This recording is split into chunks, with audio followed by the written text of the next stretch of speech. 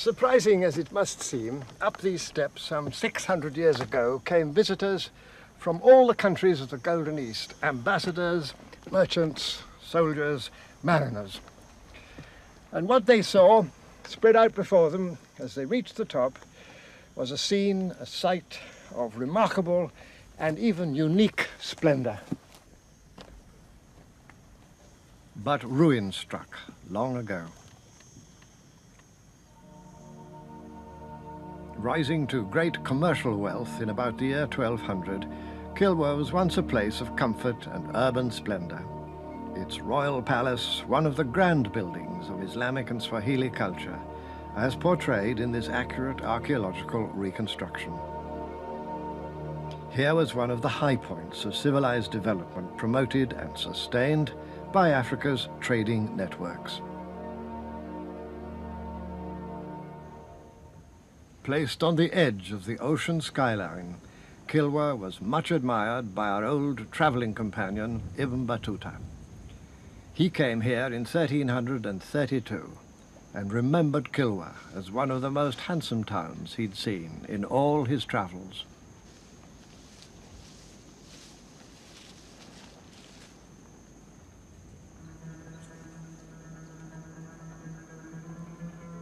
This once splendid mosque remains, even in partial ruin, a most impressive religious monument.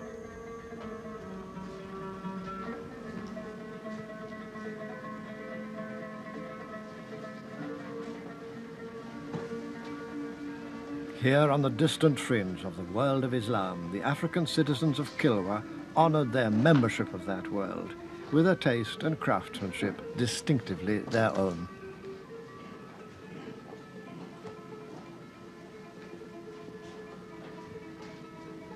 Founded in the 12th century, the mosque was much enlarged in the 15th, when a patriotic citizen spent 1,000 gold dinars on improvements.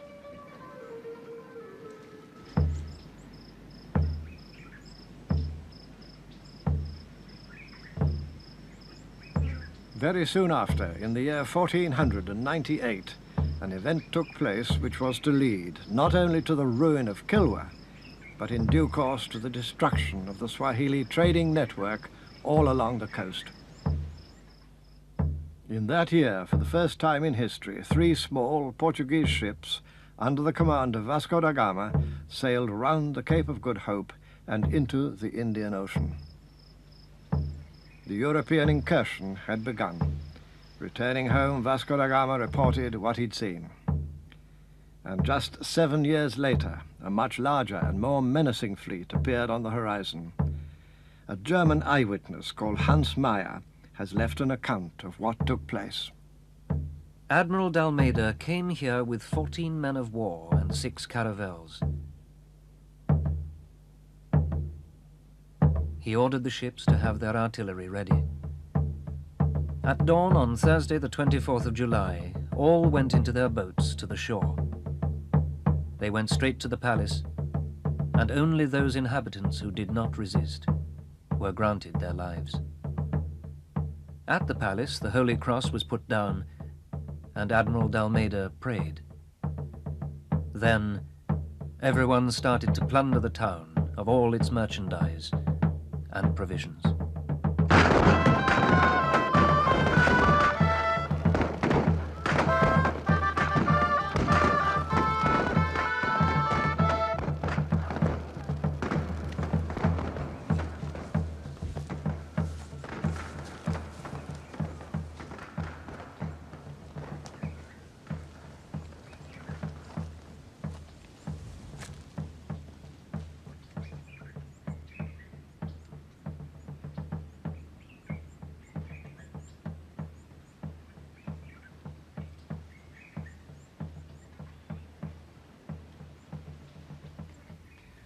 The sack of Kilwa by the Portuguese in 1505 marked a turning point in the history of the whole East African coast.